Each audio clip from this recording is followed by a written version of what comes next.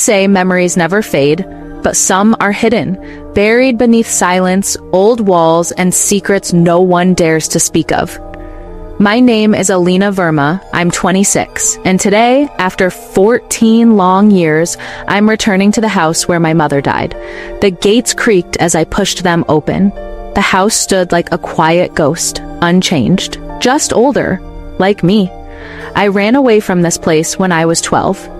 They said my mother slipped and fell down the stairs, that it was an accident, but even back then, I never believed them. Everything was covered in white sheets, furniture, mirrors, even memories. But one door, at the end of the corridor, it was still locked. That's Mom's room. No one had opened that door since the day she died. But today, I had the key. Dust floated in the air. The room smelled like old perfume. And something else. I stepped inside and there it was. A box. Wooden. Locked with a name carved on top. Alina. Why would Mom leave me a box? I opened it. Inside, letters. Dozens of them, all written in her handwriting, dated, one each year since her death. But she was gone, wasn't she? My dearest Alina, if you found this, then you're finally home, and it's time you learn the truth. The truth? What truth? Suddenly, the light flickered, and from the corner of the room, I heard it, a whisper. Faint, soft, calling my name. Alina, Bert echoed again. Alina, I froze. No one was supposed to be here. No one had lived in this house for years. Who's there? Hello? No answer, just silence, and the weight of something. Watching. I looked back at the box, the letter still in my hand, my mother's handwriting, alive in ink. You must open the second letter only if you hear my voice. Only then, Alina. What? Did Mom know this would happen? I reached for the second letter, hands trembling, and read. My love, if the house has whispered to you, it means the truth is close. They never told you everything, not about me, not about what I left behind, not even about him. Him? Who is him? Before I could think, the old grandfather clock in the hall began to chime. 3 p.m., exactly the time my mother died, 14 years ago. Suddenly, the bedroom door behind me slammed shut. No. I ran to the door, tried to open it. It wouldn't budge. I was locked in. And then, from the mirror across the room, a shadow, not mine, not any I could explain. It moved, slowly, like it had been waiting. You shouldn't have come back, Alina. You shouldn't have come back, Alina. The voice came again, deep, hollow, like it belonged to the mirror, not the world. I stepped back, heart pounding. Who are you? What do you want from me?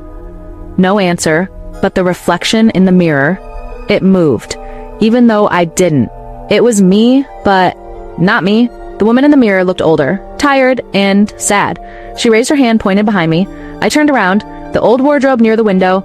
It was open, and inside, a photograph. Faded, torn at the edges, but clear enough. It was my mother, and a man standing beside her, smiling, but I had never seen him before. Who is he? On the back of the photo, a name, Arav, 1997.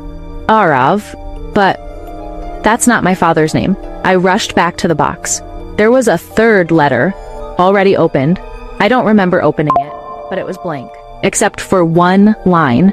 Ask the mirror what it remembers. Ask the mirror? I turned back to the mirror, and this time, the reflection was not mine at all. It was my mother, dressed in white, eyes full of tears, and she said, "He didn't just break my heart, Alina. He broke everything, including the truth." Broke everything, including the truth. Those words from my mother's reflection stayed with me, like a storm I wasn't ready for. I blinked. The mirror. This was normal again. No voice, no mother, just me. What truth? Who was he, Mom? I looked back at the photograph. Arav, 1997. That wasn't my father, at least not the man I called Dad. So, who was Arav? There was one more thing in the box. A small folded paper, yellow with age, a letter addressed to someone else. Arav, if you're reading this, I need you to stay away from Alina. She must never know the truth. Not now, not ever. It was signed by my father. He knew all along. My world began to shake. Everything I believed, my parents, my childhood, even my name, it all felt like a lie. I turned. Someone was at the door. Not inside the room, outside the house. Who could that be? A man stood there. Tall, gray stubble, eyes that looked like mine. He didn't smile, didn't speak, just stared. Then finally he said, "Alina, you don't know me, but I knew your mother, and I think I might be your real father." The stranger who knew her. I stood frozen, rain behind him, memories inside me, and a man in front of me, claiming to be my real father. "What did you just say?" "I knew your mother, Alina, more than anyone else did. She loved me, but your family, they never accepted it." His eyes had a truth I couldn't ignore, and yet my heart screamed, this can't be real. Then who was the man I called my father all my life? Why didn't anyone tell me? Because they wanted to erase me, but your mother, she couldn't. She left you those letters for a reason. He handed me an old photograph, Mom, smiling, holding a baby, me, and beside her, Arav, the same man, the same eyes. Suddenly, I heard it again. A whisper from inside the house. "Don't trust him." What? Did you hear that? Hear what? The mirror behind me fogged up, and on the glass, words appeared, written from the inside. "He killed me." The mirror's accusation. He killed me.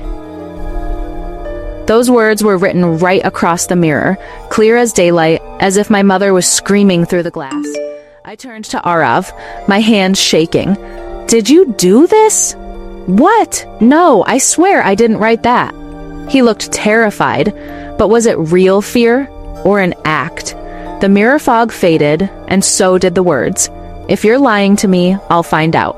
I'll read every letter. I'll dig up every secret, even if it burns me.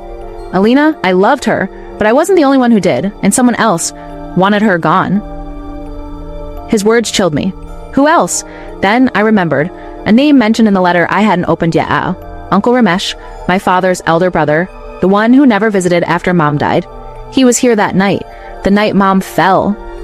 It was time to confront the only man who never looked me in the eye again. The man in the photograph. Night. I visited Uncle Ramesh's old home. Everything looked untouched, like time had frozen. I knocked. No answer, but the door wasn't locked. I stepped in, the smell of tobacco and old newspapers, and there, on the wall, was a photograph. My mother, standing between two men. One was Arav, the other was Uncle Ramesh. Whoa. But in this photo, Ramesh's hand was on her shoulder, and she looked uncomfortable. What is this? Then I heard footsteps. Slow. Approaching. "Didn't think you'd come, girl." He stood in the doorway, smiling, but his eyes were ice. "You've been digging too deep. Your mother never told you everything, and if you keep looking, you'll regret it." His voice was calm, but his words, they cut like a knife. "I don't want lies anymore, not half-truths. Tell me what happened to my mother. Your mother played with fire, Alina, and when people play with fire, someone always gets burned." He walked past me, slow, confident, sat down in his chair, lit a cigarette, and said something that chilled my blood. "She should have married me, not your father. Not Arav. You loved her? I owned her until they both ruined everything." That moment, I knew it wasn't just family drama. It was obsession, revenge, possession, and maybe murder. In the corner of the room, another mirror. It flickered, then cracked. A line appeared across the glass, as if something inside was breaking free. "No, not again. What's going on?" "You shouldn't have come here, girl. She's still here. She never left this house." And then the lights went out, only silence, and the sound of a woman crying from inside the mirror. Cracks in the glass. Oh, the lights were gone. Only the sound of wind and the woman's cry from inside the mirror. Who's crying? Don't listen to it. Don't answer her. That's not your mother anymore. He backed away, like he'd seen this before. What do you mean? What is this place hiding? She cursed this house before she died. Because of what I did, the mirror cracked again. This time, a face appeared in the glass, eyes full of tears, blood on the forehead. My mother. Mom, you were never supposed to find out. Not like this. No, don't listen to her. Suddenly, the mirror shattered. Glass everywhere, and with it, the lights came back on. You killed her, didn't you? No, but I wanted to. The night she died. Uncle Ramesh sat down, his hands shaking, face pale, guilt pouring from every wrinkle. Tell me what happened. It was raining. Just like today, your father was out of town.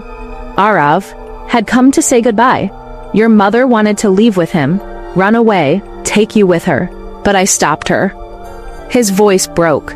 He looked at the floor, like the past was playing beneath his feet. We argued. She said she hated me, that I was sick, that I ruined everything. I grabbed her arm. She slipped, fell down the stairs. She screamed your name. And then, silence.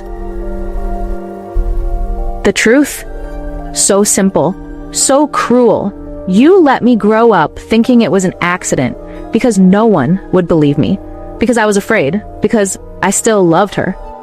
In the shards of glass, I saw her face again, peaceful, finally, but one letter still remained, unopened, the last one, the one marked, to be opened, only when the house breaks. Echoes in the glass. The letter trembled in my hand. Its paper was worn, edges soft from time and tears. My mother's handwriting stared back at me, shaky yet familiar, like a voice from a memory I never wanted to lose. To be opened only when the house breaks. The house had cracked open, not with storms or fire, but with truth. And now there was no going back. I took a deep breath and opened it. My dearest Alina. If this letter finds you, then the silence has ended. You've stepped into what I tried to protect you from. I'm sorry, my child. I tried to hide you from the darkness, but darkness has a way of finding its way back home. Her words wrapped around me like fog, soft and heavy. Your father, the man you've known, he raised you with all his heart, but your real father was the man I truly loved. Arav. The name echoed like it had always been there, under my skin, in my blood. I sat down slowly. The letter continued. We wanted to run away, to start again, but I was trapped. Ramesh wouldn't let me go. He said if I left, he would ruin everything. I believed him, and I feared him. He knew things about my past, and about Arav, that could have destroyed us both. A chill ran down my spine. What did Ramesh know? I stayed because I thought it was safer. I thought I could raise you in peace, but peace never came, Alina. Only more fear and regret. I folded the letter to my chest, my eyes blurred. Alina, close the window. It's going to rain. Mom, why do you always keep the mirrors covered? She hesitated. Because not everything they show is real. Back in the present, I walked toward the broken mirror. The glass was scattered, glittering like a fallen sky. One shard caught the light, and my breath. There, in its cracked surface, was a face. Mom? She didn't speak. Her eyes were soft. No blood, no bruises, only a smile, as if to say, "You're doing well." Then the face disappeared. I stood up, stronger now. The questions hadn't ended. They had just begun. If Arav was my real father, why did he leave? If Ramesh knew a secret even my mother feared, what was it, and why? Was the mirror still whispering at night? I needed answers, real ones, not letters, not shadows. Arav had left me a number. I had ignored it, until now. I took out my phone and called. Ring, click. Hello? His voice, the same softness, the same sadness. Arav, it's me. Alina. Pause, like time froze between us. I was hoping you'd call. I read her letters. She told me everything. No, she didn't. What do you mean? Your mother didn't die because she slipped. She was pushed, but not by Ramesh. Silence. My heart pounded. Then who? Alina. Someone else was in the house that night. Someone you've forgotten.